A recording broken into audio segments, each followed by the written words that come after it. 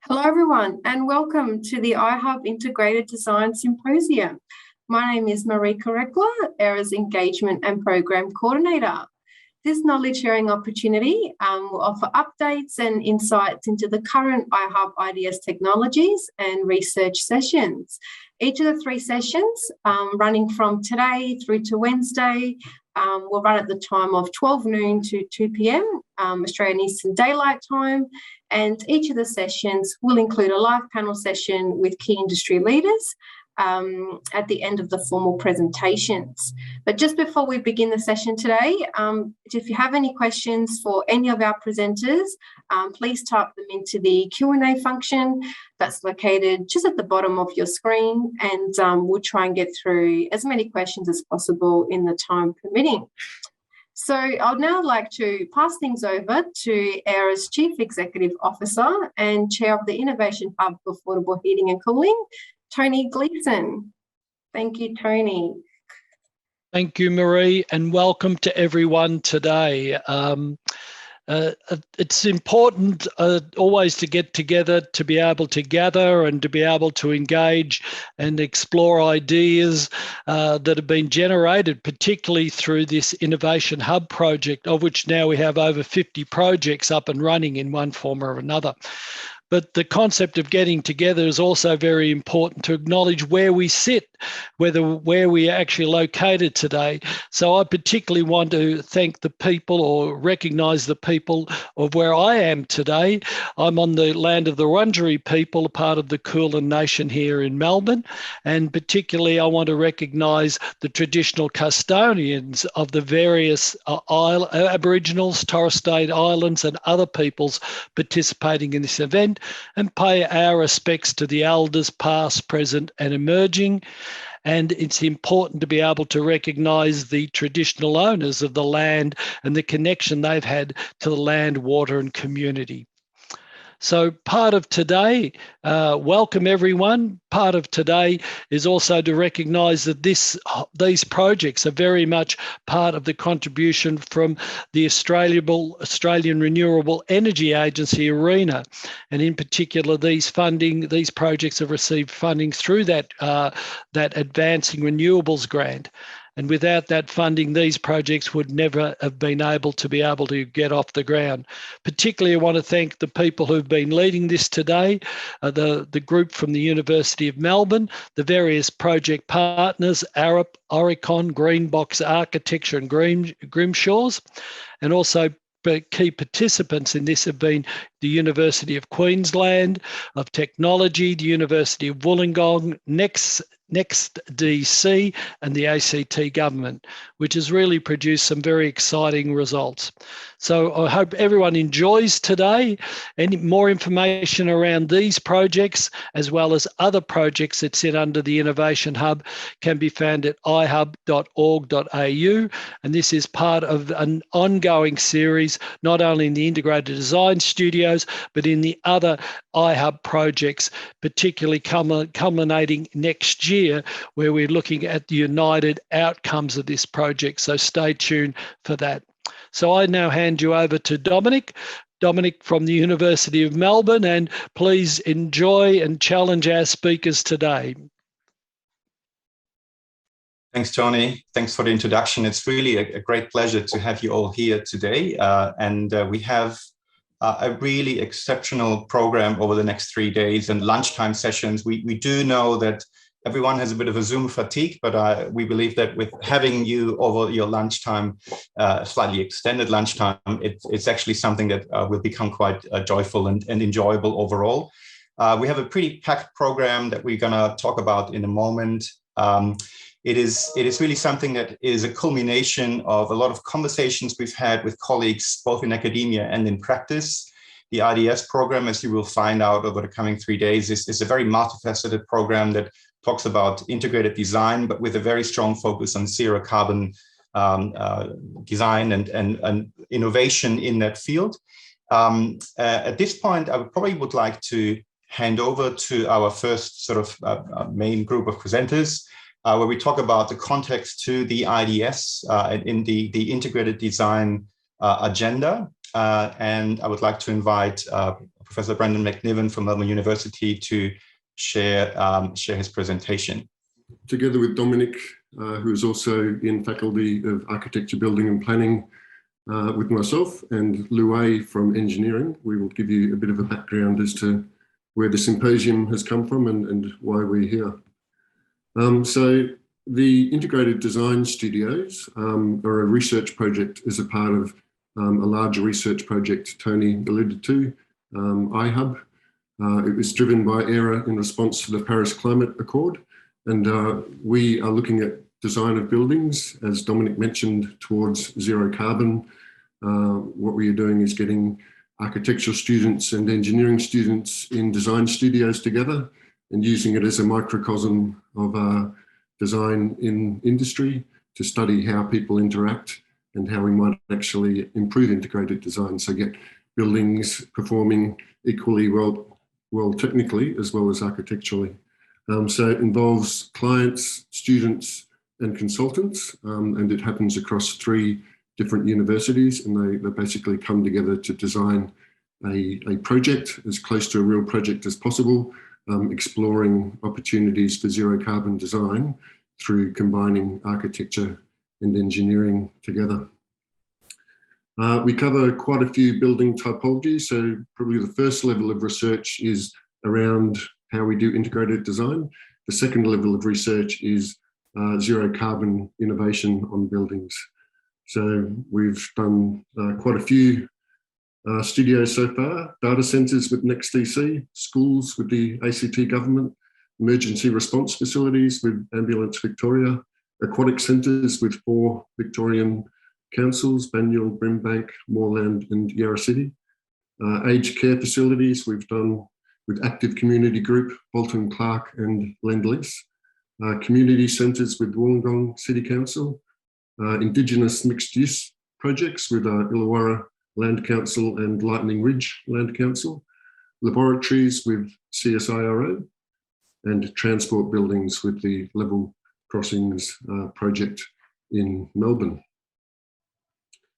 And I think there's probably 14 different studios have happened, and they've happened across 3 different institutions. So Melbourne University has been leading the project, but we've had strong support and studios happen up at QUT in Queensland and at Wollongong as well. So the Integrated Design Studios, integrated design is quite broad, but what we've chosen to do is to try to solve what we see as a large part of the issue, which is the power nexus in design and projects between the client, engineer and architect. So we would have loved to have included property consultants, contractors, financiers, all sorts of people in the studios. But what we see that power nexus doing is actually leading 80% of the design on the project. So, the quantity surveyors are employed by the client. So everyone sort of gets brought on board, particularly through design under one of those 3 entities.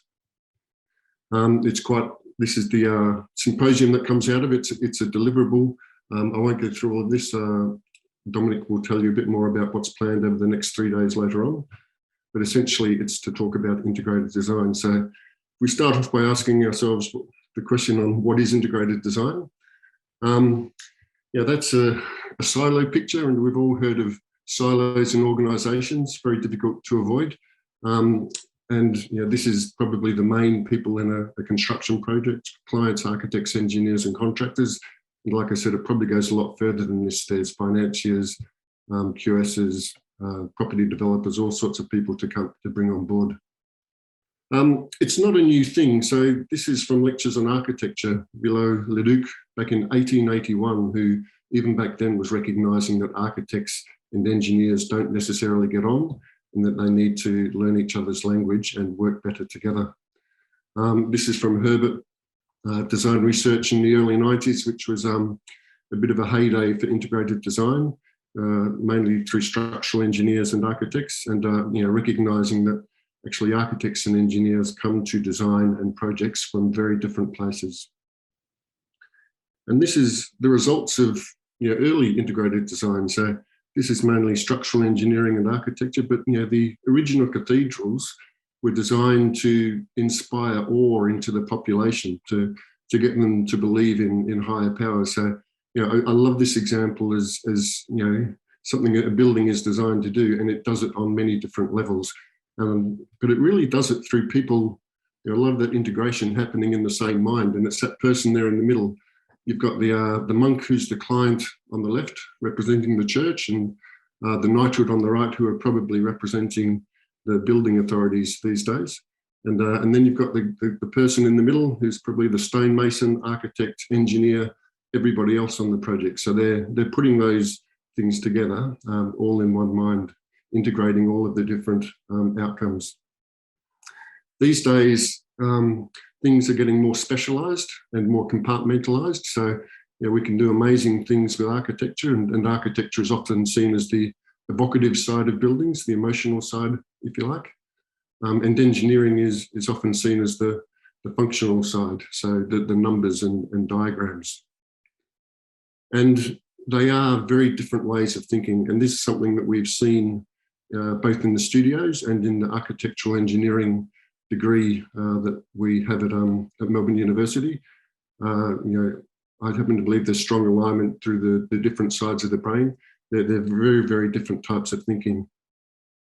And they're really thinking that's best done together. And that statement there probably sums up what integrated design is for me. It's actually taking all of the different discipline facets on a design, bringing it together and designing together such that the whole becomes greater than the sum of the parts. So you get design elements doing many things on a project, and the outcome is leveraged to be better than just everybody working on their own. So these days it's moved on a bit, I think, in importance from structural engineering to HVAC engineering. So I'm going to hand over to Lou, who's going to tell you a bit about why it's important. Hi, I am Louis. I'm a professor of energy engineering at the Melbourne University.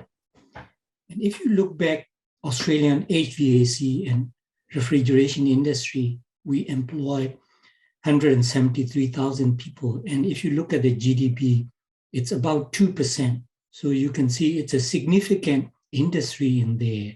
And if you look at the building, about 20% is electricity consumed in the building. And in terms of greenhouse gas emission, about 10% there. And the 50% of electricity infrastructure peak demand coming from HVAC industry. Next, please. And if you look back, integrated design, this is a very good example. And you look at the labyrinth in the Federation Square, you can see that this is a multifunctional. You know, it reduces the energy consumption. It used the shifting the load from the peak hour. And if you look back there, and then you use the both for cooling and heating. So these are the very good example of there. Yes. Next, please. But when we look at this as a detail, we found a lot of barriers there, and Dominic can explain it in later. And if you look at the fee structure, who is getting how much? For example, engineer get this much, or architecture this much, depends on who is leading the project. And those sort of things are very important there. And why should I put in a lot of my time if I get less money than other people? Who is responsible? Depends on the fee structure. That's a very important starting point. Another thing is procurement methods. How do we make sure that these buildings are built? Where does it begin? Is it the idea from where? Client, or it started from architect, or it started from engineer? So how do we make sure that this building has been built? So you've got to look at the whole building life cycle. Another thing is a regulatory framework. It has been existed long way back, building codes and those sort of things. Who is responsible for the safety and the health of those people who live in those buildings? So building codes and regulatory frameworks are there. And from my perspective, and building code is a bit lagging behind than the technology, what is happening today. Okay. And again, Brandon mentioned about left brain and right brain. I don't know which brain I got. different nature of thinking. Depends on, your training. For example, engineer being trained to be critical and then to be able to say something with the numbers. So we always focus on qualitative or quantitative. So we want to show with the number, even though we know these numbers are not correct, So this is a different kinds of thinking there. Another one is a communication. When we do communication, we need to speak the same language. For example, the language we use in engineering may be different from language we use in architecture. So the same language, and then we got to communicate. And then the most important one is having the same common goals, and then understanding, trust, and respect with each other are very important in there. Brendan, next, please. Oh, you can see a lot of, our industry partner who is supporting. I won't be able to read them all. And these are the partners who supported this, what you call AIRAH, and this happening there. Thank you, Brendan. This is where next part will continue. Dominic has, Dominic Holzer will continue with that. Sorry, Dominic.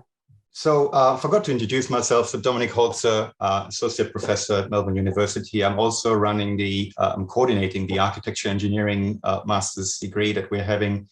And maybe to contextualize a little bit about this particular symposium. So we are showcasing to a degree what we are doing, what we are finding within that particular IDS program, but we've also opened up the gates to invite a number of guests and friends who are also in that space, both on the academic side as well as in practice, to join us in talking about integrated design.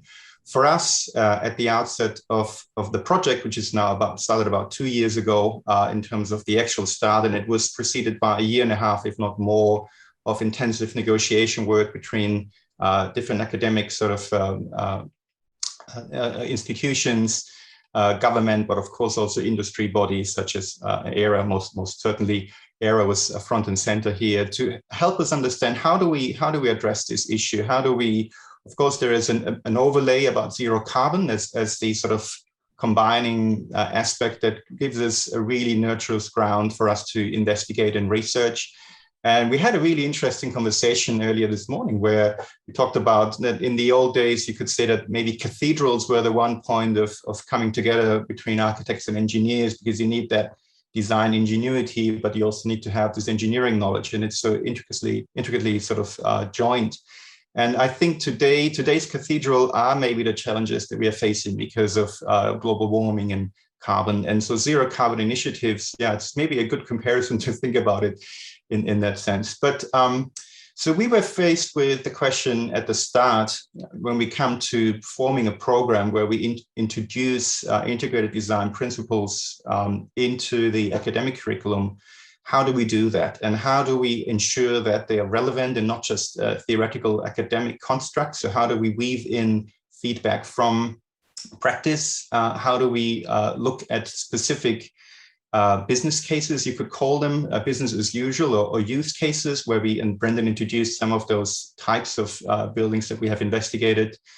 And it's really then also think about how do we set the tone in what it is that we try to achieve. In our case with Melbourne University, we have existing design studios that are exclusively dedicated to architectural design. And we knew that we needed to go beyond that. We knew we needed to open up to the engineering colleagues. So from the start, it was very clear that we wanted to have these combined studios where the architects and engineers who typically only ever receive their training in isolation have an opportunity to come together. We also then had to look into exciting sort of, if you want to call it philosophy or starting points, which we then later labeled catalysts for integrated design.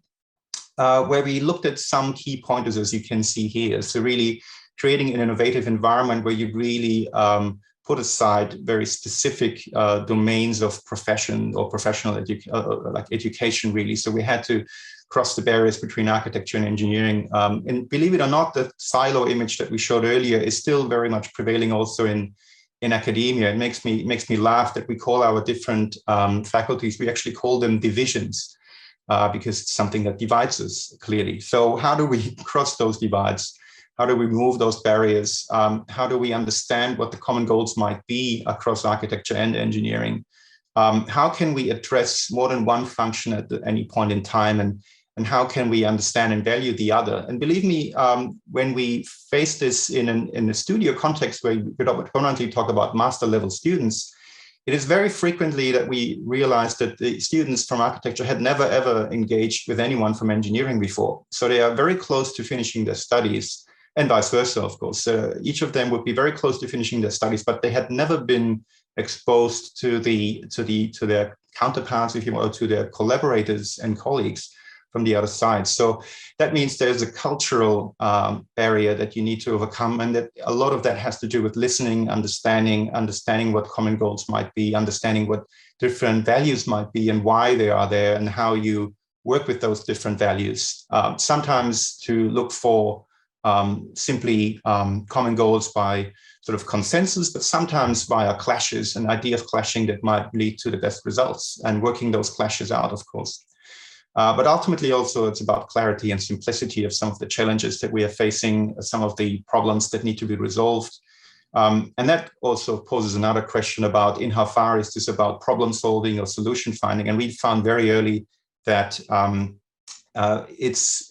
we look at architects, for instance, they are quite used to very uncertain sort of environments, and where they have to find solutions to very ill-defined problems. On the engineering side, this is not, even though they're quite experienced at that point in their studies, engineering students were very frequently looking at, for them, it was something that posed quite a challenge up front. So if we could go to the next slide, please.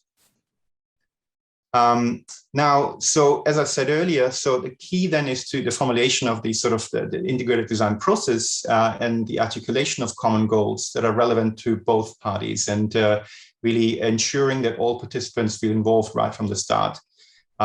We go to the next one, please.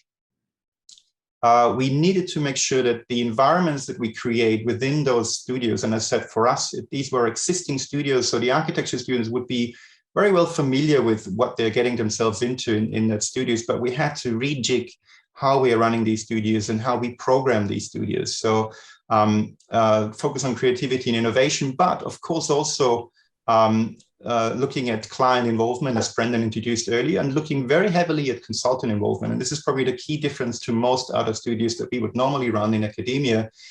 In this case, so with all the ideas, is that we have an actual client with presenting an actual program or a problem, if you want, that they want to overcome. And we have engineering consultants and architectural consultants joining in the engineering and architecture students in their sort of educational context. Oh, if we could still go one back, sorry.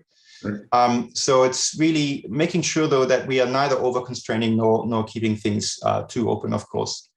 The other thing that we also realized when setting up these integrated design studios, that it's really important to get the timing right for the integrated design process to unfold. Next one. And that's a challenge that I think all of you, both in academia and practice, can relate to. We need to ensure that we balance individual and integrated approaches. If you work in an integrated design, that doesn't mean that you let go of all your own deliverables and approaches. It's really about how can we best balance them out? How can we best merge them? How can we balance the immediate deliverables that you might be pushed on with the sort of more overarching sort of wider deliverables of the project team, or in this case, the solutions that we needed to find within the studio. Next one, please. And so some of the learnings, and we will talk about the learnings much more on day 3 that we had so far, is sometimes integrated design can really only happen once your business as usual has been reached and surpassed, if you want. So we see a lot of it depending on personalities and attitudes. It's really important that we have considerations that cut across architecture and engineering. We need to invite everyone to be an author, not just be part of this. So really concurrent, if you want, or co-design as part of that is an essential aspect. Active third-party curation helps, and we have, I would argue, within the whole program, we have some of the best educators in Australia across architecture and engineering, across all the institutions who are working on this and who help the students to advance their designs. high-level aspirations are not enough. Sometimes you really need to provide very task-specific sort of goals. And what we also learned, of course, in the times of COVID is that for us, having these interactions face-to-face, at least to a degree, was an enormous boost to the productivity and the way that integrated design could really unfold. Lastly, I would like to just quickly introduce you to the program over the next 3 days. And one thing I forgot to mention earlier on, please do post questions in the Q&A. And I think there's already somebody who has put something in there. So you have the opportunity, we have still a few minutes after me running through this, we have an opportunity to go through some questions or comments that you might have. So please use that Q&A function to talk about this. We have on day one, we have the ideas principles, where we have colleagues from Swinburne, University of Melbourne, but also Toby Reid from the Granite Reid and Damon Maloney from WSP, who will talk about some of the examples. And we look at it from a student perspective, but also from the industry consultant and studio leader perspective. Day two, we have a stronger focus on practice. First up, we will have from colleagues from the University of Wollongong highlight their studio outcomes. We then have Chris Bunteen from Engineers Declare and Northrop Engineers, who will talk about his experience in the industry. We have Joe Lettieri and Patricia Stocker talk to us about their experience on the ACT Schools project. And we have Beth Mitchell from ACT Government talking to us about this from a client perspective. Lastly, on day three, we'll talk about the integrated design futures. Again, with a mix between industry and academia, colleagues from QUT presenting, colleagues from the Monash Solar Decathlon presenting, and a bit of a wrap up towards the end about what's going to be next and what's the future going to be of RDS. So at this point, we still have about 2 minutes. I would like to see if we have any comments or questions. We do have one that's come through who's asking, what are your observations from running workshops online versus face-to-face in context of design integration? Do you see opportunities to increase the integration of disciplines? Thanks. That's a very good question. Thanks, Pippa. Look, our experience is that face-to-face works best. Particularly, we are faced with students who are relatively new to this, and they still need to find their feet. And I talk about the engineers and the architects, and not knowing each other and not having an opportunity to interact was really problematic. What we did also find, though, is that actually face-to-face alone is probably not the ideal scenario. COVID has taught us that something like Teams, environments like Teams, where people can quickly, even if they're not necessarily physically in the same room, can catch up, exchange ideas, have a repository of information that they can relate to, is highly beneficial. But yes, when we look at let's say the level of interaction, particularly when we focus now on integrated design, the way that students were able to advance ideas and get to know each other and work in an integrated fashion, the face-to-face context, those workshops were by far the sort of, you could see the spark in the room, you could see how things were advancing. And for those who were not face-to-face, were online, they managed, but they certainly did struggle more. And we will hear more about this, I think, from some of the student representatives and some of the studio leaders also in over the coming days. And that's me being spot on 12:30. As there is no other question, I would like to now thank you very much for this for joining us, all of us and we have a really good attendance number, as I can see. I would like to actually hand over now to Daniel Prohaski from Swinburne and Curvecreate to talk about their sort of socioeconomic architecture studio at Swinburne and what experiences they are having there. Thank you, Dominic, and thank you everyone for having me here.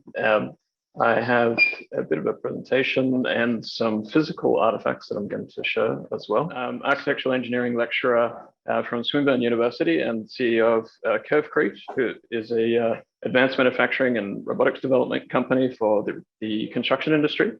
You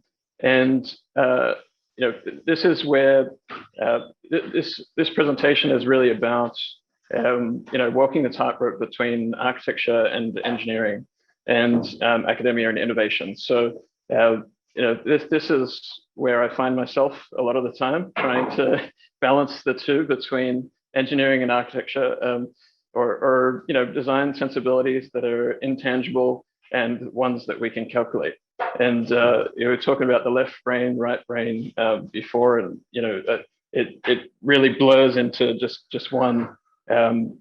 But in order to make sense of it all, you tend to try and explore all of these different applications on the interface of the two. So looking at environmental sensor data, the interaction of environment, structural optimization, advanced manufacturing, and how you integrate even across both of those. So looking at advanced manufacturing and designing for the environment.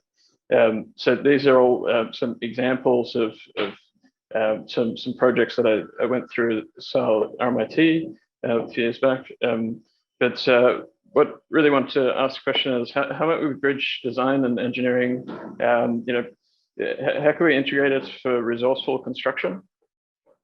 And one of those applications or potential solutions to that is something that I've been working on Curvecreate over the last 4 years. It's originally a University of Melbourne invention with the core technology, and basically what we're trying to do is tackle these two big numbers. So 8% of global CO2 emissions from the concrete industry, need to reduce that, use less concrete in a smarter way, and the 40% Australia's waste construction due to construction that we're trying to reduce. So the core technology is about a robotic mold that's completely reusable and can create doubly curved concrete panels much simpler, faster way, and produces zero waste in the process. I'm going to try and switch to my, I'm going to stop sharing. Let's see if I can actually, yeah, cool. All right. And I don't know if you can put me on the bigger screen, but let's give this a go. I'm going to change my background to, there we go. I've got a big sample here of a concrete panel that came off our molds. It's a curved panel, so it's twisted, and it's got textures on it, embedded on it. The material that it uses is a geopolymer, so it's 80 to 90% lower carbon emissions within that material itself. And coming from the Curvecreate factory here currently at the moment, so there might be some background noise with construction. Yeah, Curvecreate at the moment working on the first project. So it's a pilot project. It's in Melbourne. So the building's called Flinders Tower. It's a project about creating a spiral stair to access the rooftop for the residents of the residential building. It's a 14-story building to increase the amenity and bring that building out of the lockdown to experience where tenancies has really taken a hit. And for Curvecreate, we've been lucky enough to win a government grant recently, the Acceleration Commercialization Grant. So that's given us the ability to start up this factory and trial out the technology in a real commercial context. And it's really all about just incentivizing the use of low carbon materials. We're doing a lot of work with the New South Wales government, where we're part of, I think, over about 100 different industry leaders in Australia that are championing this effort to incentivize the use of low carbon materials in construction. And this is expanding to a nationwide program over the next couple of years in order to basically look at everything from the raw material supply all the way up to the demand side of the construction industry, and looking at changing policies in order to make sure that low carbon materials are really getting a center stage of how we build the future. So I'll give you some eye candy of what Curvecreate really looking to, and then I've got on the academic side now at Swinburne as well with the architectural engineering. I want to give a bit of a snippet as well after this about what we're doing with our integrated design studio.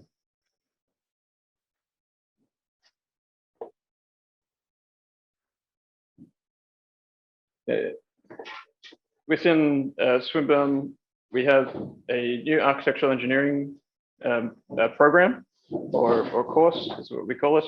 Courses and units, programs and courses. Anyway, the really special thing about architectural engineering at Swinburne is that we have some dedicated architectural engineering studios and dedicated major projects that they do at the end of their course. So as part of their major project this semester, they've actually been working as engineering consultants to architects within the architecture studio. So here you can see a mirror board of an active architecture studio actually going on right now. That I think Martin is taking the students through a digital print. They tend to use Miro, so they have all their design layouts and able to collaborate. We have 3 streams of studios, and the studio is really all about exploring timber construction to incentivize the use of more timber in really experimental ways. And in order to engage the architectural engineers and architects together, what we've done is set the challenge to the architectural engineers to give really quick structural engineering feedback. Sorry about the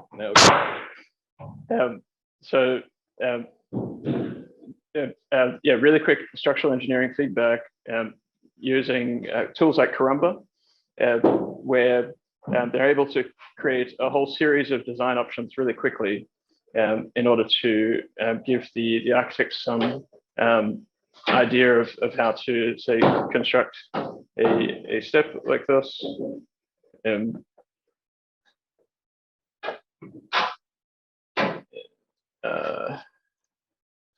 Something more interesting like grid shell.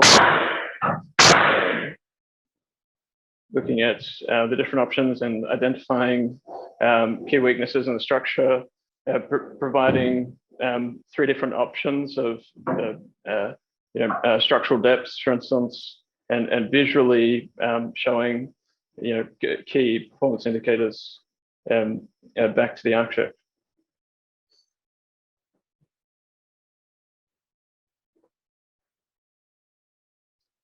So the challenge was really about what could you model in less than an hour in terms of what could you model in less than an hour in terms of the geometry, and then spend 80%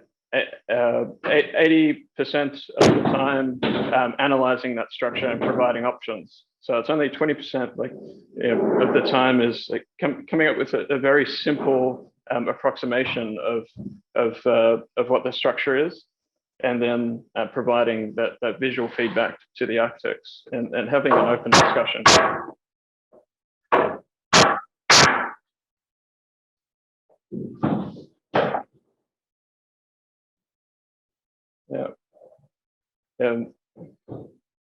So I've moved quite quickly through this, I think, but I'm happy to take any questions if there are any questions in the chat,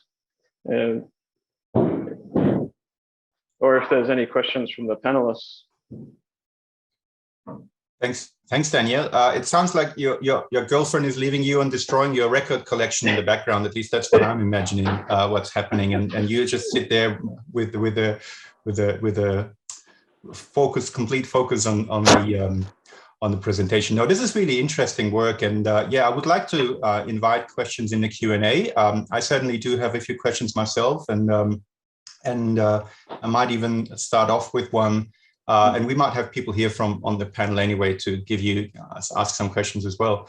At Swinburne, these studios, this particular Studio 3, so how is it being delivered? You said it's a dedicated architectural engineering studio. So who is teaching it? So is it architects? Is it engineers? Are they joining in? Are they? What's the percentage, or what's the balance, you could call it, between architectural assessment criteria and engineering assessment criteria? Yeah, so the architectural engineering degree at Swinburne, it's a dedicated engineering degree. So you end up with an Engineers Australia accredited engineering degree at the end of the 4 years, with a pathway into Masters of Architecture directly, through a small filter system, but with a folio.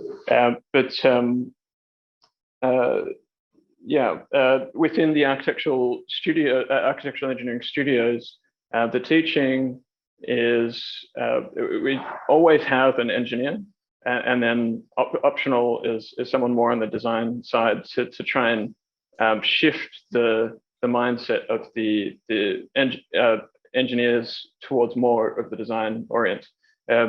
We do need to have an engineer because of the Engineers Australia accreditation, but so to give you an example, with this major project where we're interfacing with an actual architecture studio, I have an industry partner that is a designer. I think you'd be familiar with him, Montague, who is from United Make, and is architecture background and specialist in timber construction. So for this studio, we leverage his knowledge in timber construction, and especially native timbers, and then with the parametric structural optioneering, if you want to call it that, we combine forces in that way. Thanks. There were some questions also coming up in the Q&A. One from Lassad, and Lassad is asking, the application of robotics you mentioned, are they useful for off-site fabrication or on-site installation? How do you predominantly use that? I think that's more a Curvecreate question, but which was okay. Yeah, no, definitely off-site. Currently, however, if you could bring the factory on-site, then it would be on-site. So we, in terms of Curvecreate, looking at ways in which we can miniaturize the robotic system, and for instance, place it into a container, put it on site, and produce panels on site. I had another question about, and that is maybe tying together the two worlds that you represent, for the academic side and teaching that you do at Swinburne, but then also the work that you do with Curvecreate.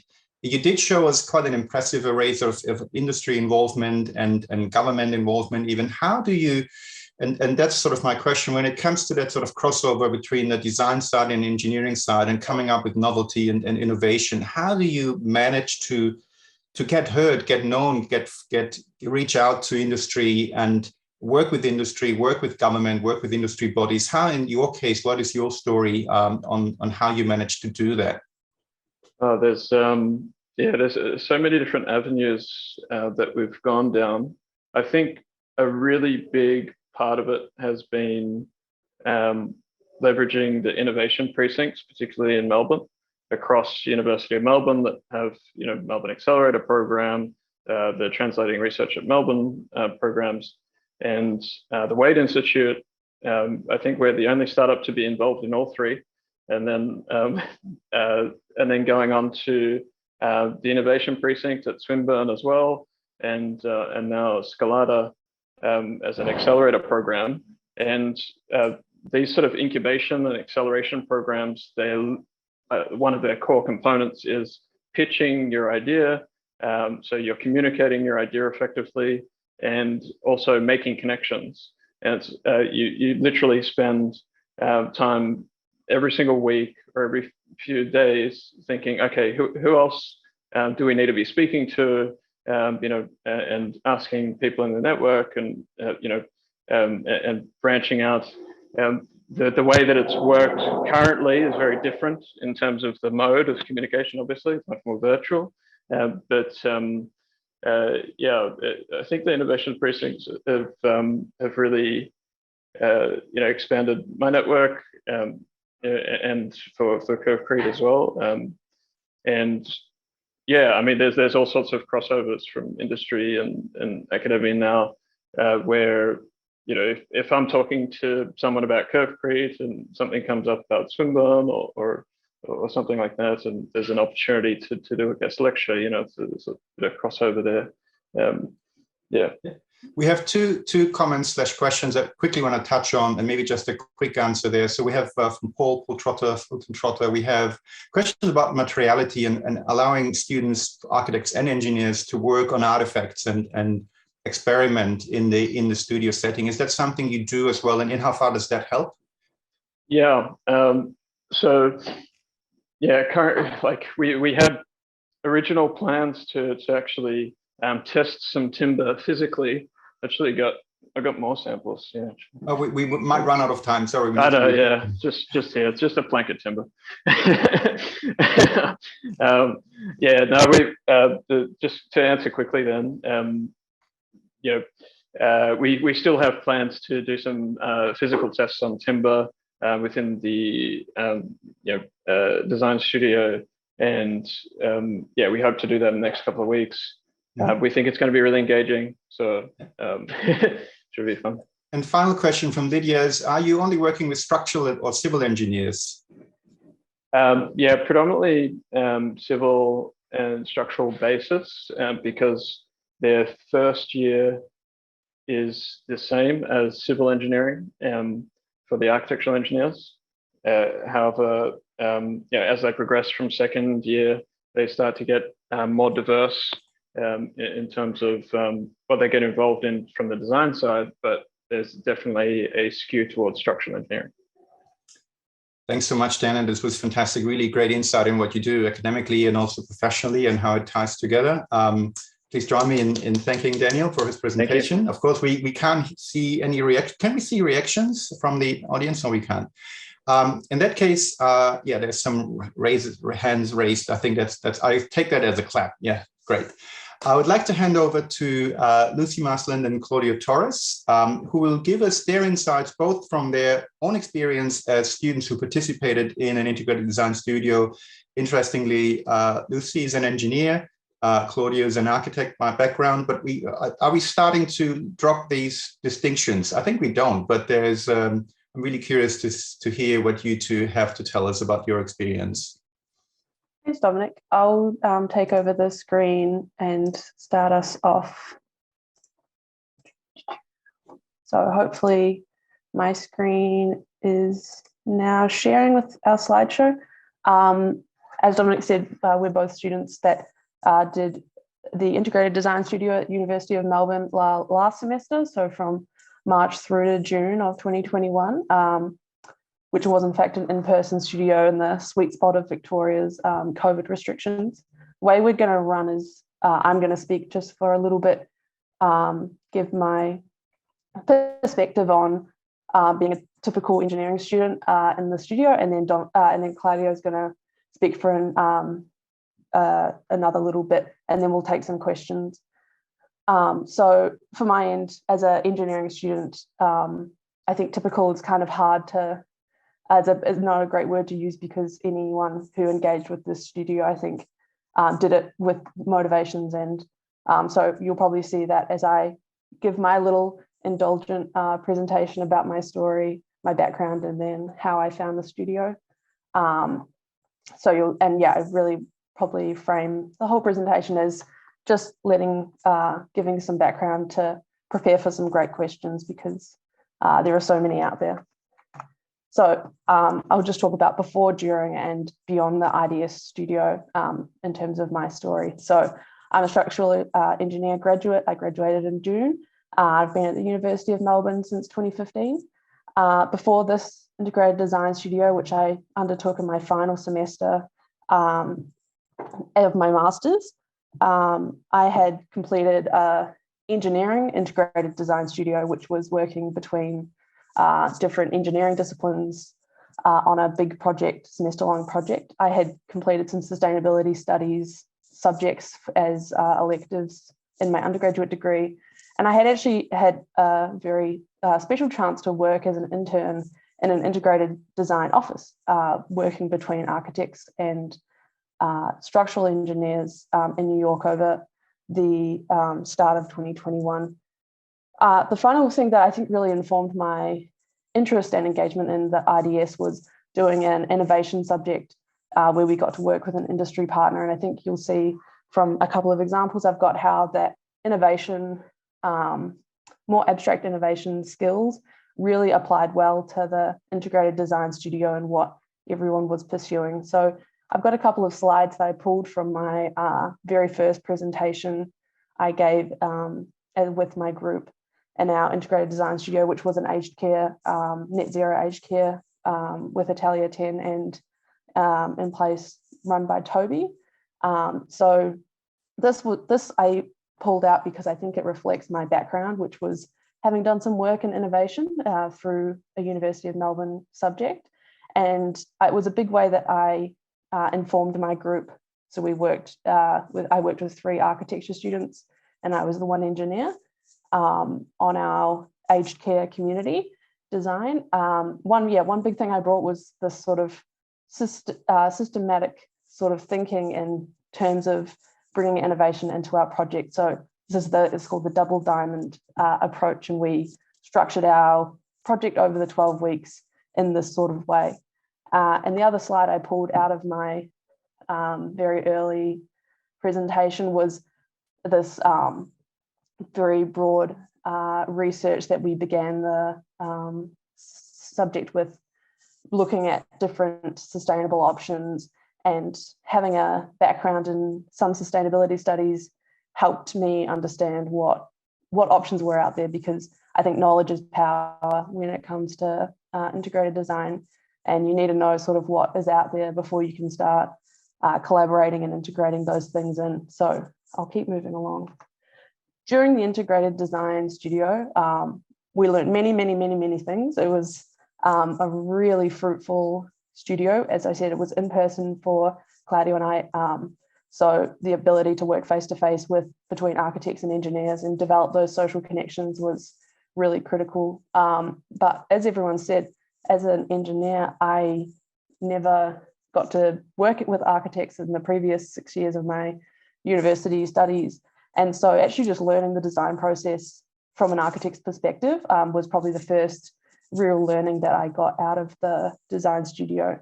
Secondly, Atelier 10 brought environmental design tools, daylight simulations, passive house, benchmarking, and also energy energy demand and supply modeling were all presented, and those technical skills were really critical to the value that we got out of the IDS and our ability to integrate engineering and architecture through the framing of sustainability as a shared goal. I think that was key. And the final thing I learned was the importance of visual communication, particularly between disciplines. And there are lots of, there was lots of fun to be had between the engineering and architects' presentation styles, and the engineers were, I definitely for myself was daunted at various times that how beautiful the architects could make a PowerPoint versus my sometimes quite crude graphs or spreadsheets. And I think I took that as a challenge to improve those skills. And yeah, I think it was really powerful. And I take that forward with everything I do now. Being able to communicate effectively through graphics and images instead of words can make a really big difference, particularly when you're not working with your own specialty, whether that's a client or an architect or anyone else. Images, I think, can really tell a really convincing interdisciplinary story. So that was key. Some examples of that is this was, as you can see, I took this challenge of the visual communication in our final presentation and made these quite abstracted graphics for the final review. This is demonstrating the iterative process of using passive design tools, the Passive House spreadsheet in this case, in order to iterate and kind of converge on a good glazing and material envelope design or scheme, I guess. The other example I pulled was my most favorite image from the class that I was just really happy that Toby, our architecture studio leader, thought it was beautiful, even though I was an engineer, and I did draw it in CAD, not in any sort of fancy Illustrator. This was our net zero loop, which really was the goal of the whole studio for us, showing how all the different sustainable kind of technologies or strategies interacted and were, really integrated into the physical space and the physical form of the building. So there's, this picture I'm very proud of. So I made sure I got it into this presentation. Now, beyond IDS, I took these lessons and pulled them forward. I now get to work with Atelier 10 doing some, as an intern, working on commercial projects, and also giving back to the IDS this semester and giving some, I got to give an embodied carbon presentation for the students this semester, which was really nice. And so I think that the lessons learnt the ability to interrogate architectural iterations and engineering iterations from an interdisciplinary lens, and then balancing the drivers, whether that's embodied carbon or architectural adaptability. That is a real key lesson that I've taken from the IDS into industry. And then finally, of course, what we're all here for is sustainability as the shared goal framing IDS. I'll give a quick show. This was a recent, pulled from a recent presentation I did about embodied carbon. So it was cool to see how the Integrated Design Studio lessons could be immediately applied to more of an industry-focused project in this case. Anyway, that's all I've got. And now Claudio is going to give his bit of our presentation. Now, I don't know how to stop. Oh, gosh. Thanks, Lucy. And I think we will have questions at the end. You need to unshare. Yeah, Claudio, are you happy to share your screen? Yeah, I'm trying, but yeah, here we go. Can you all see this? It's coming up. Yeah, it's here. Yeah. Okay. So thanks for having me. Thanks, Lucy, for those words. I think I'll focus my presentation. It's also part of, it's an outcome. After the IDS experience, I found that very enlightening. So I keep doing my research. I'm an environmental student with background in architecture, so that's the reason I got to the IDS.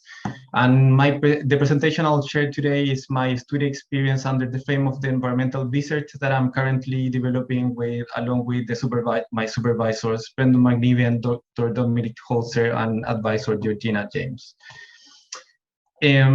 So as you can see on the left side of the screen, there is a diagram called the task of the engineer and the task of the architect, developed by Le Corbusier, that shows the intention of merging the disciplines during the design process of a building. But the question is how, or even until what extent. So in the right side, I have developed a scheme to position environmental design as the common field between architecture and engineer, where creativity and rationality find a balance. This diagram shows the number of the students by discipline on the IDS studio done in the first semester of this year, where 4 students came from the engineering master, 2 from the environment, and 8 from architecture. Let's consider green for environmental students, yellow for architects, and blue for engineers.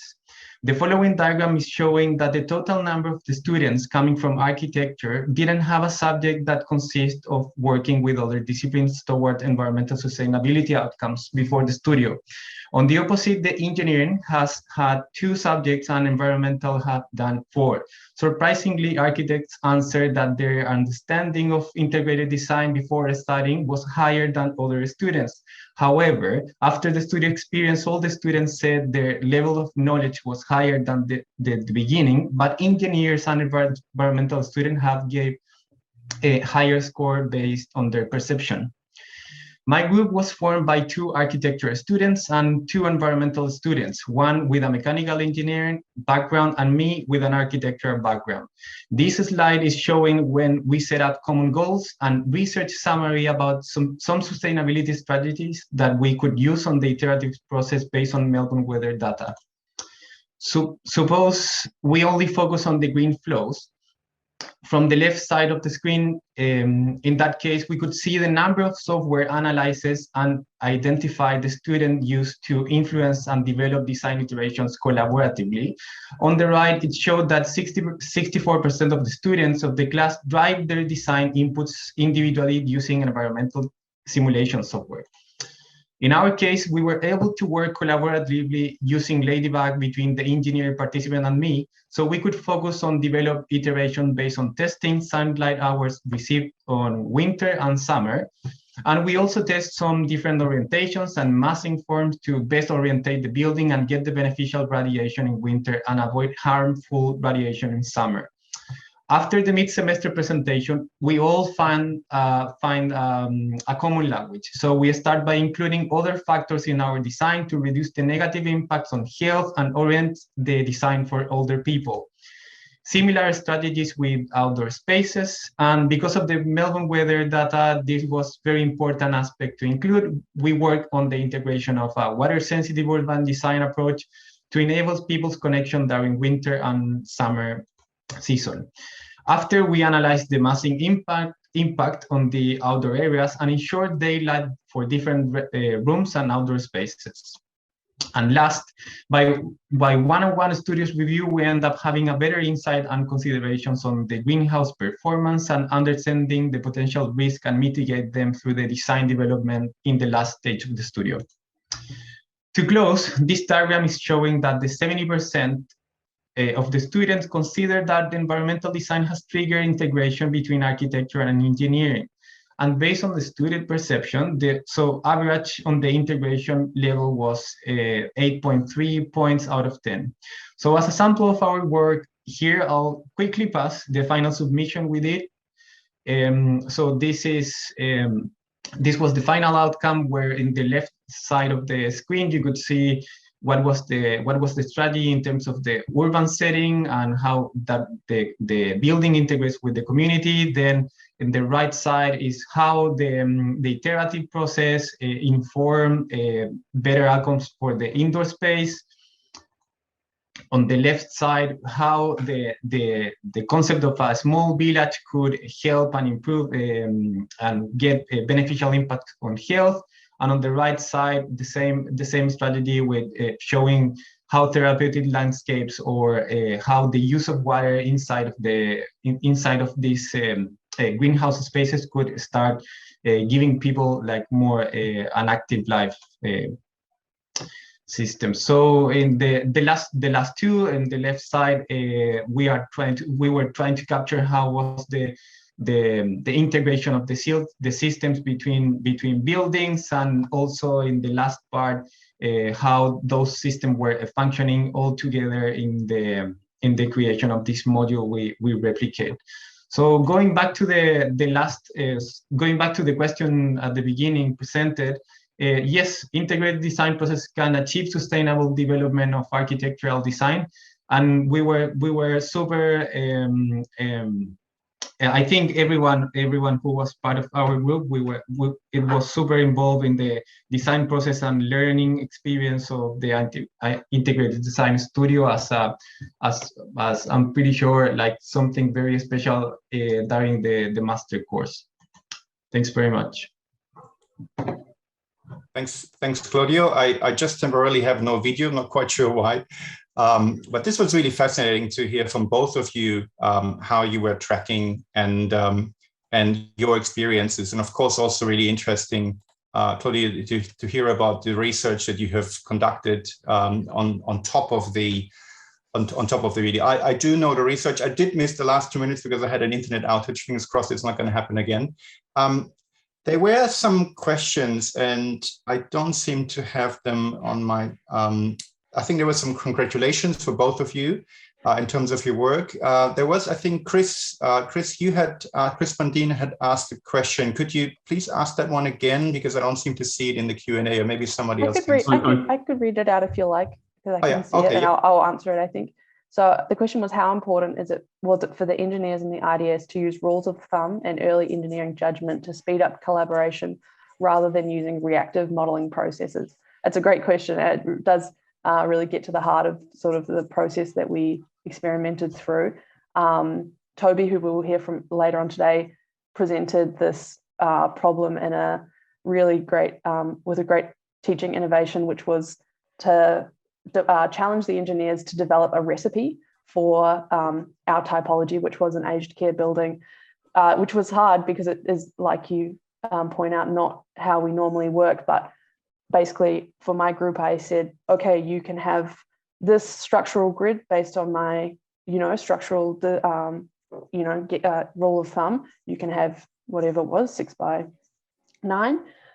You need to give me this much surface area on the roof for solar panels and so on and so forth, water collection, whatever it was. Now, that didn't mean that our final design ended up with that, but that helped inform an extreme iteration of the scheme in order to then converge on something that integrated both the architectural considerations that they knew sort of or not intuitively, but abstractly, and then these rules of thumb that I sort of did some concept design and presented as a recipe. We called it the recipe to integration.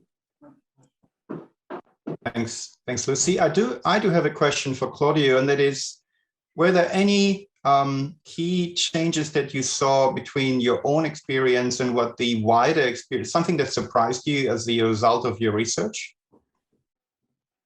Yes, I think there is I think the first slide is the most surprising for me, because I thought there was more interaction between architects and other disciplines during their master studio, and they do have like a very good understanding of what integration is, but when you are experiencing the studio, there is a lack of technical knowledge as well, so that it's definitely an obstacle to achieve better outcomes in terms of group, in terms of project, and also to make the workflow a bit more smooth. Thanks. We have one final question that Paul was able to sneak in about what appeared to be the gaps or barriers in thinking and how were they overcome. Maybe a quick answer from either of you. The greatest barrier I found was I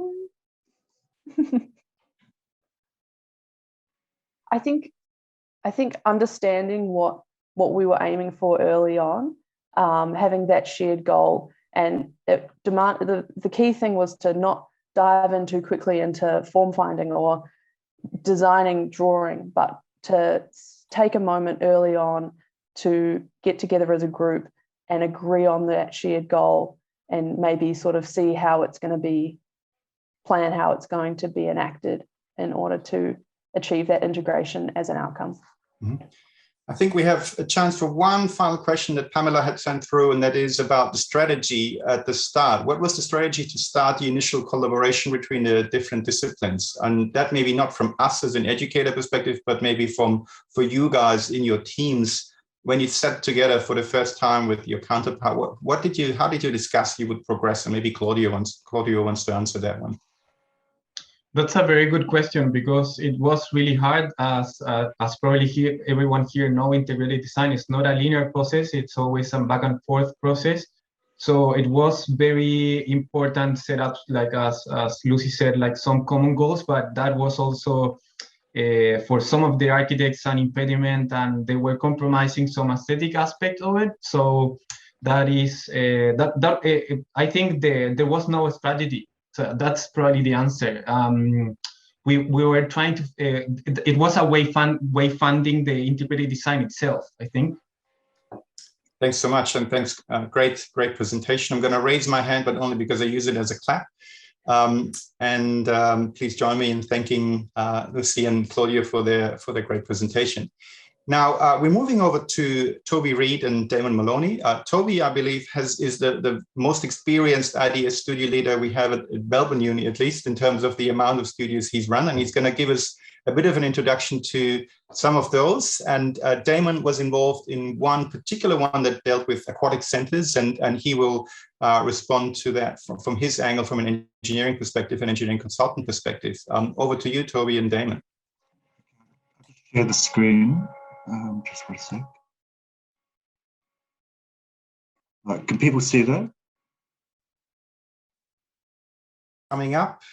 Trying to. Wait a second. Okay. Yeah, it's here. Okay, great. Okay, so I've run, I think, 4 of these idea studios, and I think 1.5 of them have been face-to-face and the others have been virtual. The one I'm going to focus on today is mainly the one which I did with Damon from WSP, which is the swimming pool one. So I'll go back and forth a little bit, but I just want to talk a little bit about some of the ideas that we discussed before I go into the student work. And I did obviously render one that Lucy and Claudia just presented, which was a really fantastic face-to-face studio.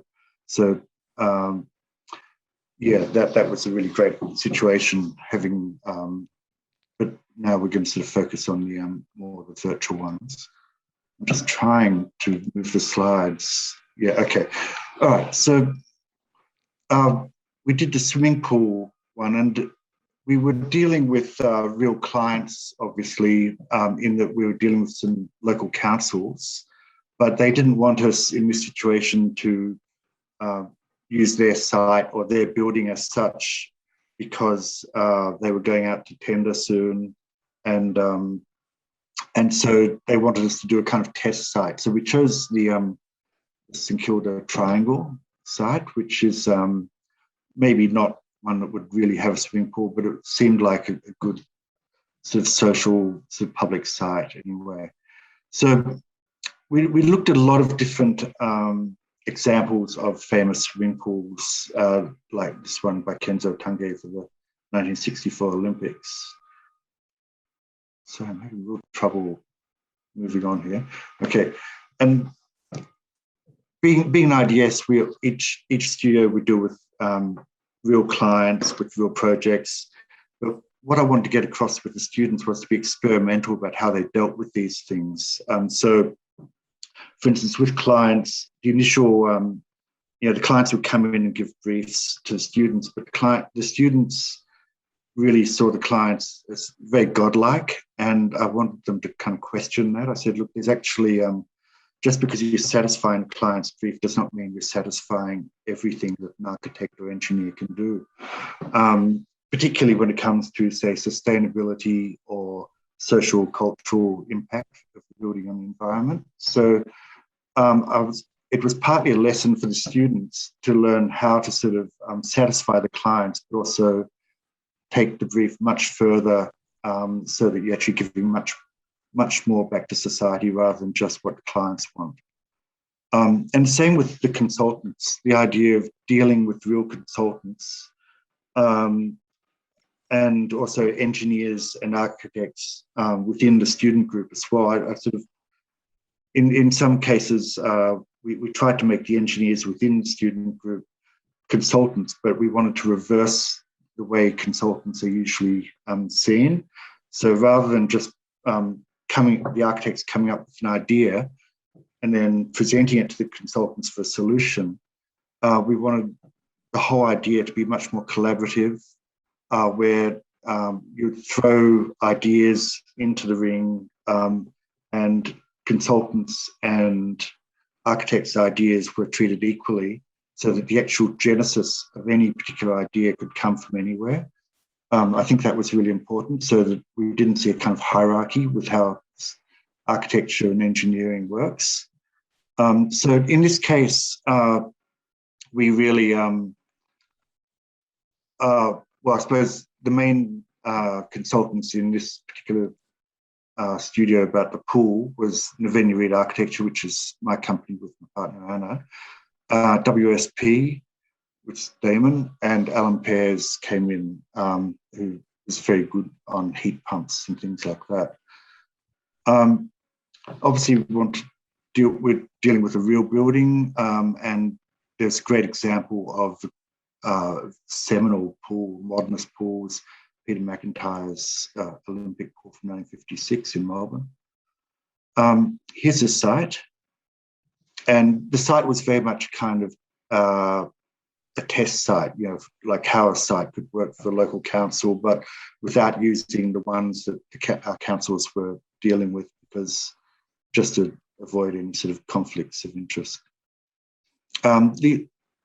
So this is one of my buildings from our company, which we've always dealt with ideas of how new energy can create new space and new form rather than just doing the predictable type of green architecture. So this was the Precinct Energy Project for Dandenong, which was a cogeneration station. And at the time, we very much resisted doing what the kind of usual type of green architecture. We always try to make architecture which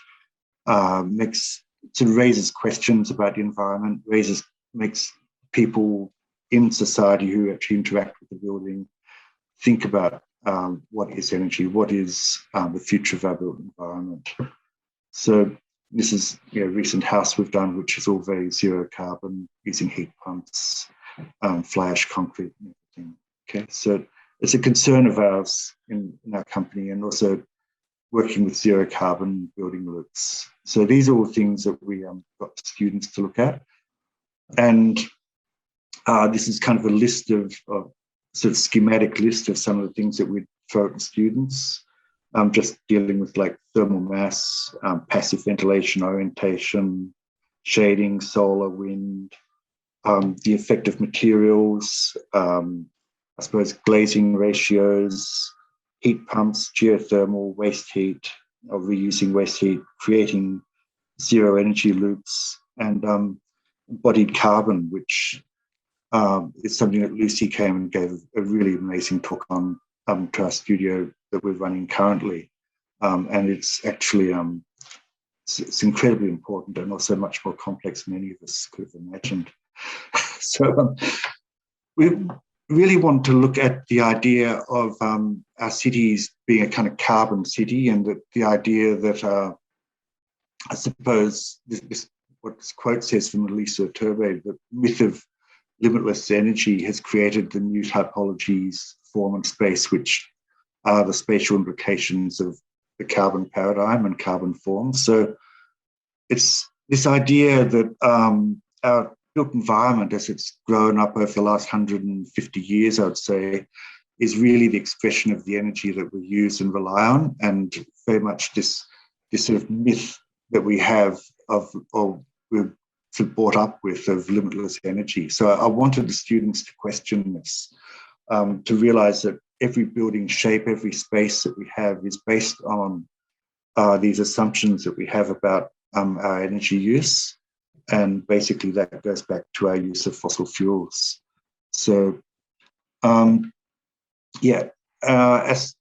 I got all students to read the article by Lisa Turbay from the Cooper Union in New York, who's written really brilliantly on carbon form and how our cities are shaped, and the shape of our cities is purely a result of our energy use.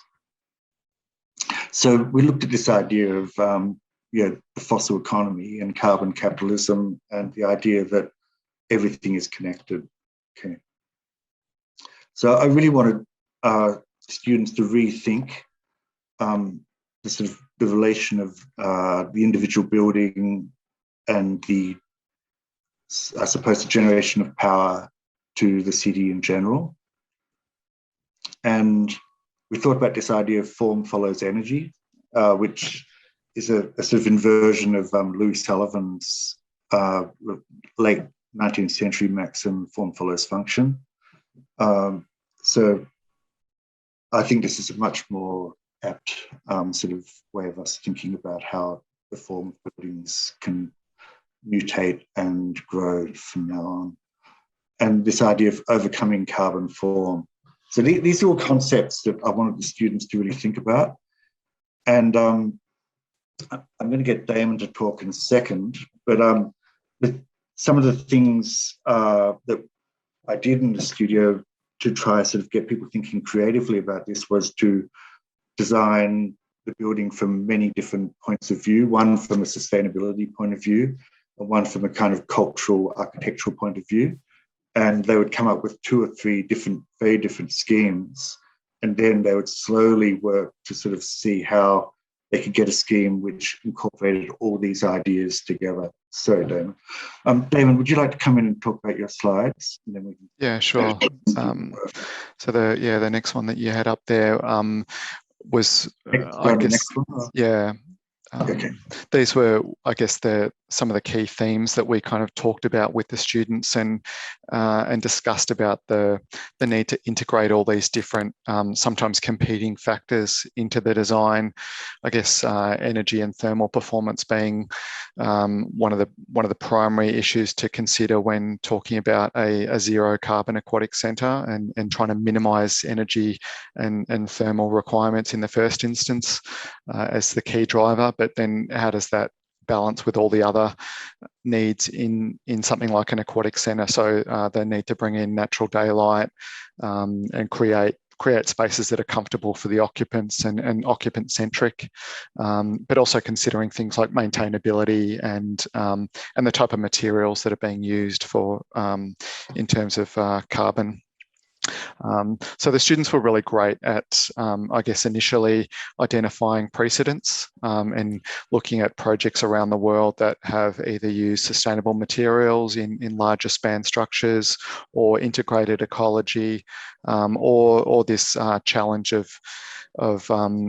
achieving excellent thermal performance and energy performance, but also creating really a light filled space. And we highlighted the issue that windows in buildings are often sources of energy leakage. So the students need to be really careful in selecting how they use windows in the building. So a lot of the students were also really great at developing these schematics and energy flow diagrams and water flow diagrams, just to get in their own mind how all these different systems integrate together. So how the materials fit in with the energy demands and the water demands, and what's the water cycle in the building, how do we capture water and reuse water, and then what are the opportunities to harvest heat from other sources, where are we getting the energy supplies from, and how does that fit in as a really nice schematic. I think that was a really great exercise for a lot of the architecture students to try to develop those ideas.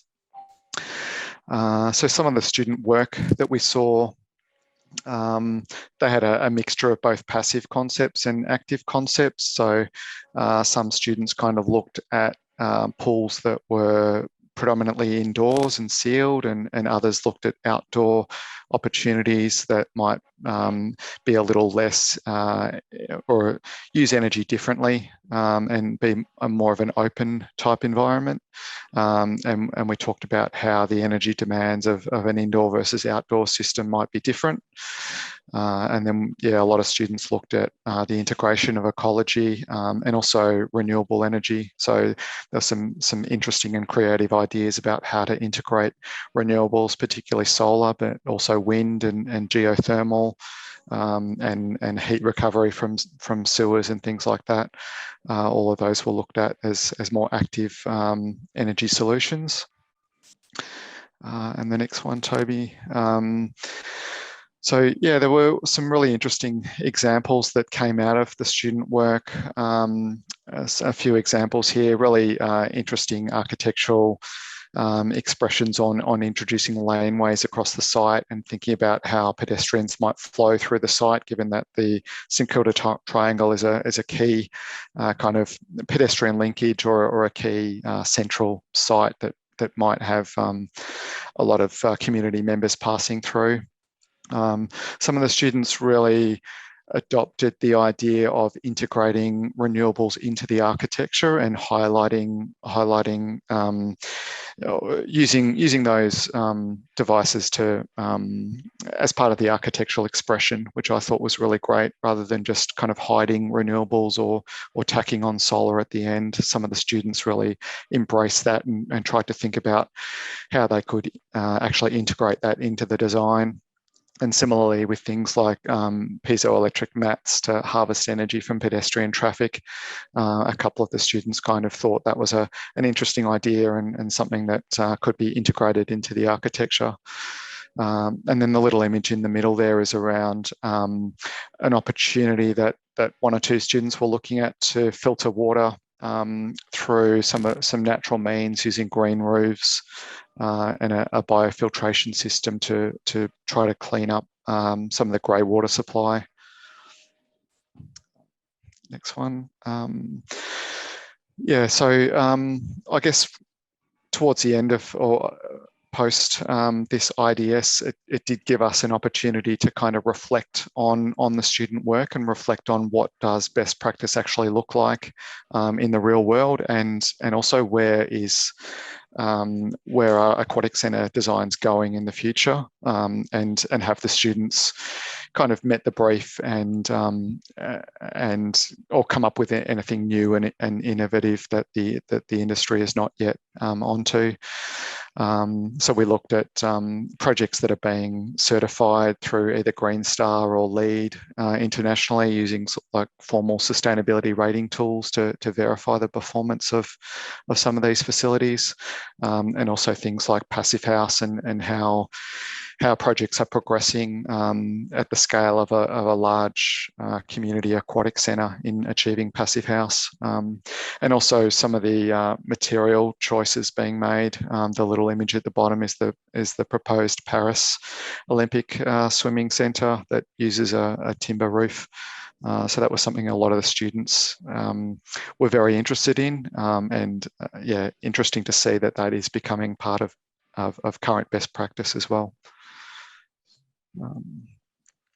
So these were some of the things that we thought about as in thinking about how does the future pathway for net zero design look in aquatic centres. So yeah, certainly getting the envelope right and the extent of glazing right, but also thinking about the opportunities for more intelligent controls and intelligent equipment, obviously electrification and getting off gas, but yeah, also scavenging heat from other industrial processes or manufacturing processes, or co-locating these type of buildings with other buildings where you can scavenge heat is an interesting idea.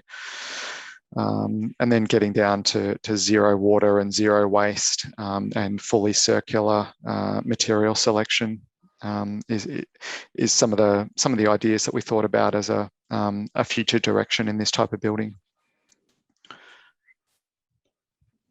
We'll just show a few images from student work from the studio. Billy, Toby, could we flick through those? We're sort of out of time. If there might be a bit of Q&A, but just that's all right. You can just see the amount of diagramming that we've got people to do in order to sort of work out what was the most logical way to do things, and then work out, once you've worked out the systems, to work out how to be creative within the systems that you've created. So everyone did diagrams of all the different sort of factors that went into their projects.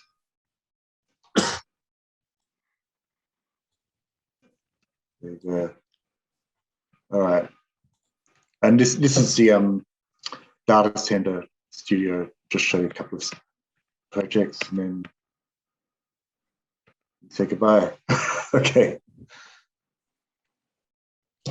So we can probably answer questions later on. I think it's probably best. Yeah, look, we have you on the panel that's just coming back to this particular session.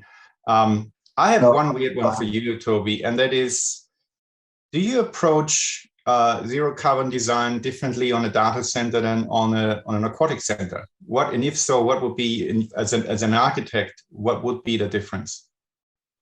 Yeah, well, I think with the data center, because there's so much waste heat involved with the data center, that it became much more a question of how can we create some circular zero energy loop and use that waste heat rather than just throwing it out into the environment. So it ended up that a lot of students would maybe put a public swimming pool next to their building or something so that you could just heat that pool all year round rather than just send off the waste heat into the environment. Whereas with the swimming pool project, it became much more a question of, I suppose, how do you heat the pool? How do you heat the building? How do you use materials which are not going to be wasteful? And so the questions were slightly different. And I think as we've developed each studio, we kind of learn from the previous one, and so we refine the process more. So I think the important thing has been really for students to realize that doing sustainability and doing an integrated engineering project does not mean that you lose architectural ideas.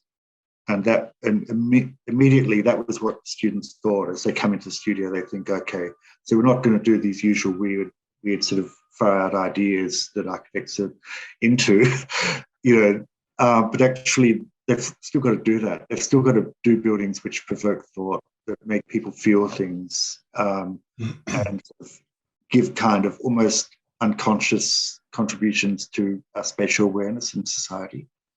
And that's something that is really important for all the studios, and trying to work out how to do that is the hardest thing. How to provoke that while you're still learning so much sort of quite complicated engineering and engineering related to sustainability. So, and each building typology seems to have a slightly different formulation of how you can do that, which is quite interesting. Yeah.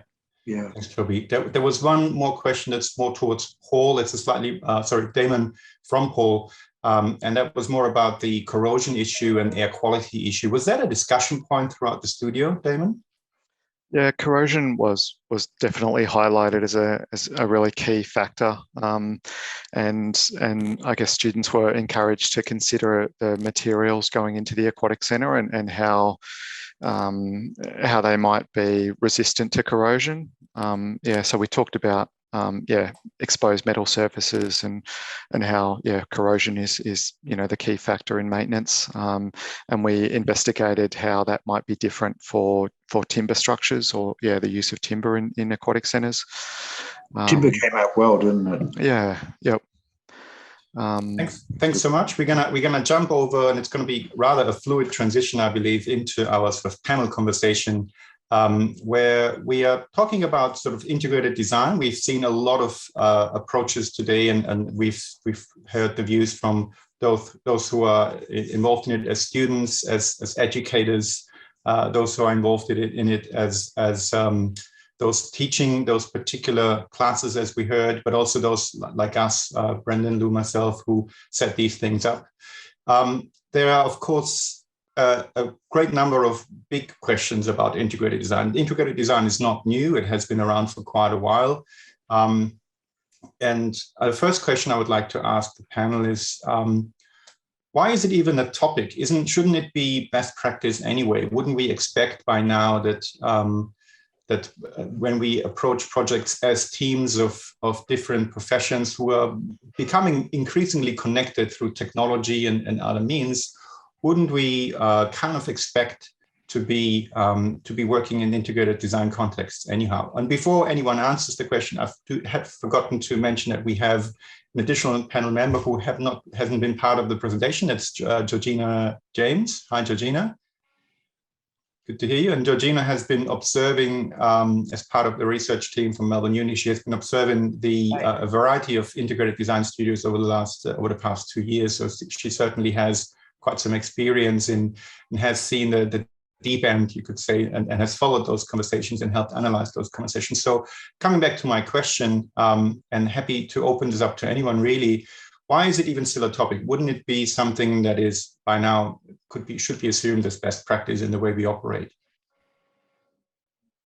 Maybe I think, well, I think we have to rethink everything, and we've realised with the whole environmental crisis that at the start of modernism and the early 20th century, architects thought we were like the saviour of the world, and we were going to, like Le Corbusier said, it was like architectural revolution, and it was the only way to keep society on track was architecture. And then we realised towards the end of the 20th century that it's actually architecture that's destroying the world, and realised that we, instead of being like the saviours, we're like the baddies. And I think it's just so everyone suddenly has to rethink our positions, and it's not just like, so we have to rethink how we integrate. And I really don't think it's like everything is collaborative. It's got to be collaborative within the integrated design teams, but then you still could have designers, you still could have, but the design idea might come from the engineer as opposed to the architect. It could come from all sorts of different places. And I think it's a matter of everyone knowing that their contribution can be equal and vitally important. And architects can't do the great bit that the engineer can do, or that the mechanical engineer could do, or whatever. But what we can do is just learn from everyone and put it together in a different way that's actually better for everyone. I wouldn't mind just jumping in as well on that, Dominic. I think that there's lots of pressures on design that are forcing, I think people understand good design is integrated in its nature, but there's lots of pressures forcing us away from that outcome. And Lou mentioned procurement. I think that's a big one. Integrated design means spending time with people, and that, there's a lot of effort goes into the collaboration. So if your fees are always being pressed, that makes it even harder. The other one is complexity. Buildings are getting more and more complex, and you now need a whole room full of consultants looking at buildings from every different angle. And when there's more and more disciplines involved, it's harder and harder to actually bring them together into a combined solution. And I saw a comment there in the chat about quantity surveyors being guilty of cutting things out of buildings.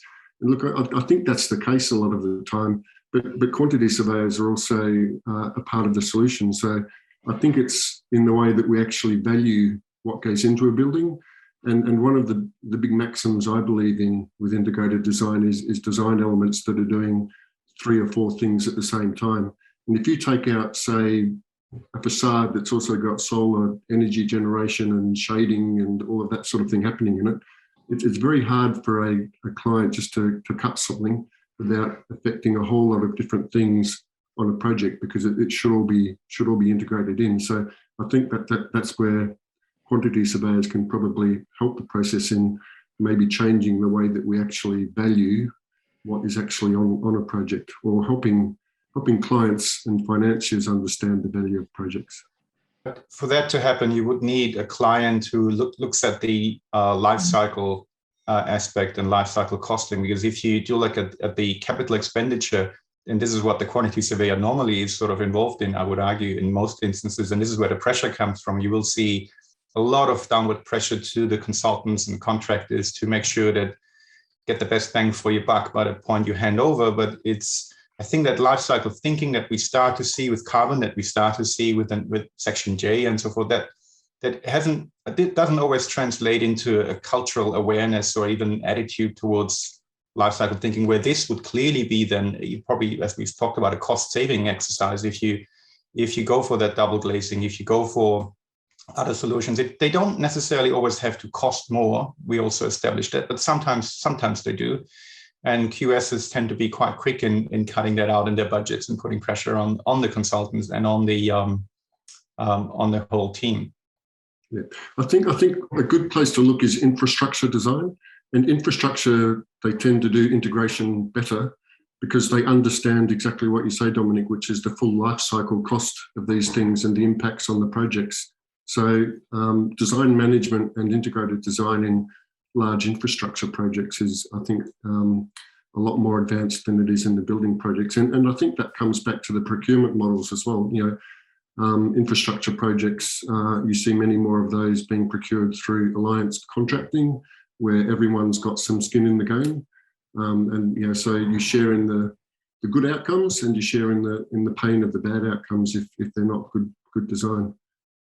Lou, you've got your hand up. Yes, we have different stakeholders. It's a complex project, as you mentioned. Stakeholders, they have different objectives. Some of them are conflicting each other. So Lucy mentioned about common, goals. So we don't have a common goals, we can't move on. So very important one is the stakeholder. All the stakeholders should involve from the very beginning. This is what we should be doing. Getting the agreement on what we should be doing, we may not get it. So that's why we have what we call client involvement is a very important one. Client got to know what is going on. What do they want? Sometimes they are not very clear on what they want. So that's what we should be wanting, what clients should be wanting. We should be, very clear from the very beginning. Yeah, stakeholder, a lot of stakeholder. If you please all, you please none. Okay. Thanks, Lou. I do want to move on to the second question. I want to direct it towards Georgina because she has witnessed she has witnessed this over the past 2 years. What do you reckon are some of the cultural barriers to integrated design? So what holds architects back and what prevents engineers from engaging with it? I actually think that a lot of it is that they've had nothing to trigger their interest. They haven't, Lucy and Claudia both spoke about something that triggered their interest in integrated design before they joined the studio. So talking about the students at least.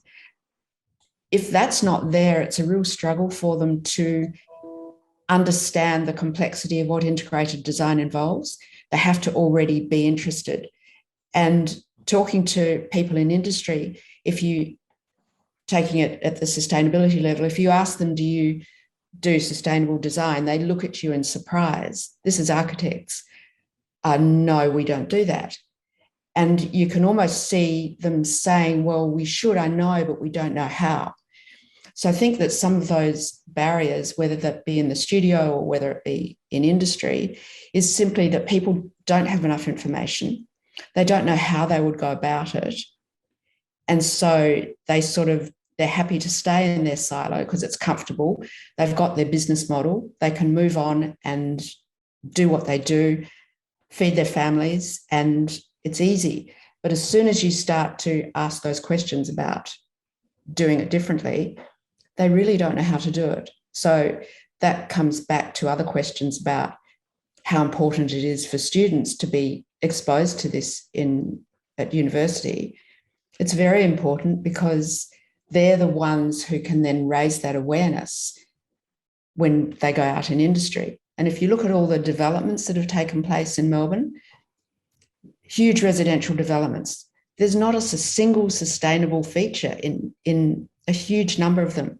There's billions of dollars has been invested.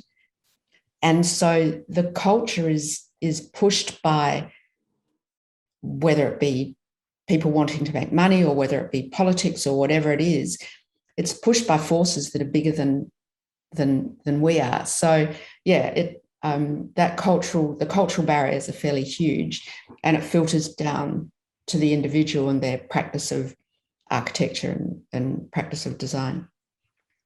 Fascinating insights. And anyone who would like to add anything to that those comments?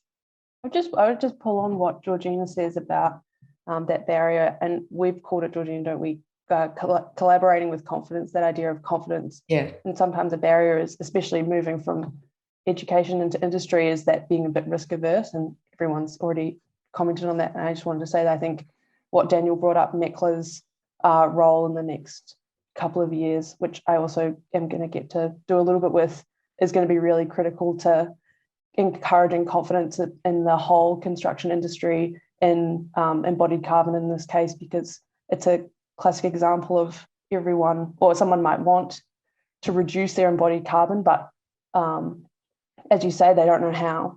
And so that confidence in supply chains and in best practice framework is going to be critical. So everyone should be watching out for MECLA and what they do.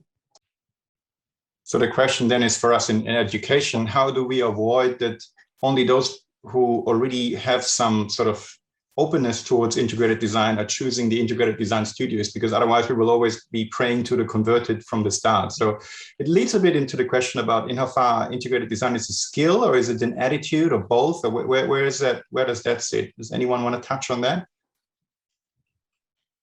I wouldn't mind making a comment on that to start with. I think it's more attitude, but I think that attitude is a result of not being exposed, and it's what I said before. So within the studio, my observation is that some of the students without the skills openly acknowledge their lack of skill, but they're keen to find out.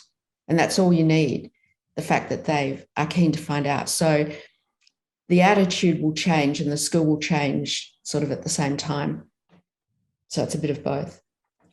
I think there's something in that, Georgina, and I'm sitting here as an engineer, and I worked in an engineering company for 30 years. And I think that there's many engineers around this presentation who probably take exception to the statement that we don't know how to do this stuff, because we do. You know, the technology to design sustainable buildings is out there, and it's growing every day. What we don't have for some reason is the ability to convert it into real outcomes. And that's what the IDSs are trying to actually research. You know, where do we get these blockages? You know, and we're starting with that client architect engineer nexus. So these are really important conversations to keep on having. And yeah, that's an interesting point, because and Lucy mentioned it, she and I have had conversations about this critical thinking and confidence. It seems to come as a surprise to some students that to actually critically analyze what they're doing and say, maybe this could be better, maybe this isn't the right way to go, maybe I should ask some of the others and find out, you know, where how they see this. The promotion of confidence isn't about talking the talk. It's actually about being able to say, well, I understand what I'm doing, I know what I'm doing, and other people are understanding it, so I'm getting my message across. So that, again, back to university level, that's something that universities teach that you don't necessarily get taught in industry. It perfectly leads over to my next question, and that is, in how far can integrated design be taught? And I don't know, Toby, do you want to jump in as somebody who has taught a number of integrated design studios? Do you reckon it's something, of course, I guess it can be, but in how far, and what are some of the challenges when you teach in that context? You're on mute, Toby. Sorry. I mean, I think the biggest challenge is to get students to deal with all these complicated issues and then still do something creative. That's a really big one. And to realize how you can find a nexus between the usual sort of concerns we have as architects, which are maybe sort of maybe formal spatial concerns and cultural ideas, and then also combine all that with, you know, with sort of, I suppose, passive and sustainable ideas about the environment. And one way I've been trying to do this with the students is to sort of say, well, look, certain buildings and artworks can maybe jog our consciousness about the environment. And so maybe we can actually try and make a building which somehow makes us question the environment just through the way we sort of create spaces or create materials and the form and the whole combination of the building elements. So how can you actually do that in a way that people actually start questioning, you know, what is the status quo, what is business as usual with the built environment, you know? So it's a very hard thing to do. Creativity is always a hard thing to teach, you know? You're always trying to get people to learn things which are sort of like shared languages, shared building systems, and then do something else with it as well, which sort of is what we need just to keep a kind of a vital culture, I suppose. You know, so we want we don't want everything uniform all the time. You need a certain amount of uniformity, but you need things that, that create some difference so that people feel different ideas and different emotions. And that's the hard thing, just trying to get all that coming together in one thing, which is why I really sort of tried to sort of question every relationship, the way each student interacts with each other and with the engineers and with the consultants, and also question, what is kind of rational and irrational design. Like, it's not certain design elements are by nature irrational. So we have to work out how to sort of balance these things and balance the rational with the irrational. And as Lucy said, I got students to write kind of a recipe book almost for how to do a sustainable building. Like if it's a aged care facility, sort of write it out, diagram it out, basically step by step, how to make a sustainable aged care centre or a sustainable pool design. So you've got almost like a formula, but then within all these variables, or within the sort of recipe that the students are creating, to work out how you can then insert creativity and cultural concepts so that we sort of keep creating a vital culture. I don't know if that answers it. It's not easy. No, just one thing I've observed with the way Toby works too is that you nurture the students into the experience of those different, you place them in that space so that they can actually experience it, so that if they didn't understand it before, I think that's a nurturing students into experiences is a way of teaching that seems to be very powerful. We have about 5 minutes. Sorry, Lou, I need to drive the conversation ahead because we have 5 minutes left before we're going to wrap it up today. Just one final question about a lot of what we heard today, of course, is findings that we take from work with students in academia. So my question, how can some of the integrated design principles, such as the ones that we promote here in academia, be translated into the practice setting? And Damon, I wonder if you had any ideas on how some of what you experience and or more generally, how can we translate? And there were some comments online also about the fact, yes, we know about the fact that we bring these students together from the different disciplines is already a very important stepping stone, but you might have other insights from within practice. Yeah, I guess in practice it is quite interesting. I guess one of the key barriers to, I guess, truly integrated design is that often these lines of demarcation are established, so that people understand whose fault it is if something goes wrong. I guess an interesting example is like water falling onto a building. That when rain is falling onto a roof, that's the problem of the hydraulic engineer. But once that rain gets down to ground level, it becomes the problem of the civil engineer. And if that rain happens to pop out into a treatment system like a rain garden or a biofilter, then that's the problem of the landscape consultant. So you have all these three kind of consultants all trying to define their clear line of demarcation about when they worry about the water falling on the roof. And I guess, yeah, the opportunity there is to, I guess, create a truly integrated approach where everyone's worrying about the rain on the building. And another similar example in aquatic centres is, I guess, that the air heating is the problem of the mechanical engineer, but the pool water heating is the problem of the pool consultant. And sometimes those two consultants don't necessarily always integrate well together, that the pool consultant just demands a certain amount of heat and the mechanical engineer just provides it. And once he's provided that at the heat exchanger, then that's his job done. I think increasingly some better consultants are truly integrating those processes so that we do worry about the air heating and the water heating in the same breath. And I think some observations from the IDS have been in thinking about ways to get to break down those lines of demarcation and get much better collaboration from the start. Thanks, Damon. It will be interesting how we can convince the contracts to work on that demarcation breakdown as well, because that could be one of the tricky bits further down the track. Any final comment from any of our panelists about this question? Or Lou, sorry, I did cut you off earlier. Was there any further comment from you on this one? Toby? I would like to add two things: awareness and motivation. If I don't know, what should I do? You know, if I'm not motivated, what's in it for me? So that's a very important one. Awareness, that's what we are doing now. I think more and more people will be aware, you know, consultant will be aware, student will be aware. I think these are our responsibility to do that for our student. Awareness and motivation. If you look back, you know, Lucy and Claudio, they are participants in the classes. They are motivated from the very beginning before they come to the class. So that's a very important one we need to develop.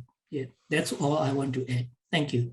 We've had quite a few students come into the class not even realizing what sustainability is and that there's a climate crisis or anything. And you think that's amazing from us as students, but you know, we've got students coming from all over the world from different cultures. And sometimes it's not till like halfway through the semester, like you just trying to drum it into their heads over and over again, and then they sort of click and realize that there's actually a need for this, you know. And then there's other students, you know, like Claudia and Lucy, who are the very opposite. We have a great suggestion from Tim. Tim in the chat, who suggests that we should have QS involved in the next studios that we run. Have the QSs come in as well. We have some QSs in the construction program, so we'll think about it. It's a good point. Yeah, I mean, I don't think it's QSs, which someone mentioned the QSs are the problem in, you know, cutting things out, but it's not a QS.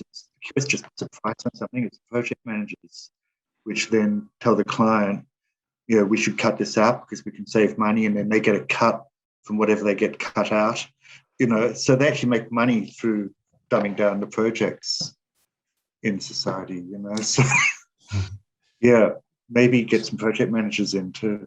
Thanks, Toby. Brendan, final words from you? None really. I've really enjoyed the discussion. It's yeah, I think there's been a lot of valid points made, and it's something that has to happen.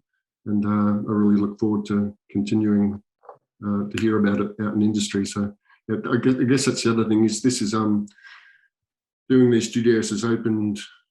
You know, I've seen a small group of people around Melbourne who are very interested in this stuff. Some of them are presenting through this symposium, and hopefully this will be the first of many, you know, annual or biennial or whatever. Yeah, thanks so much. We will go beyond Melbourne tomorrow and day after tomorrow. I want to thank everyone presenting today and participating today for their timely delivery and in terms of and quality of delivery. I would like to hand back to Marie from AIRAH to close today's session out. Thank you, Dominic. Yeah, so just want to say a big thank you to everyone who registered and attended today's session, and a special thanks to the IDS team and, of course, all of today's presenters. As Dominic did say, today is the first day of the symposium, so we'd love to have you join us once again tomorrow, where we'll dive into the update from the University of Wollongong and explore the IDS aquatic and aged care facilities as well. So for more information on the iHub, please visit the iHub website, and you can also download the full program of the symposium on the website as well. So thank you all once again, and we all look forward to you joining us once again tomorrow. In the meantime, take care.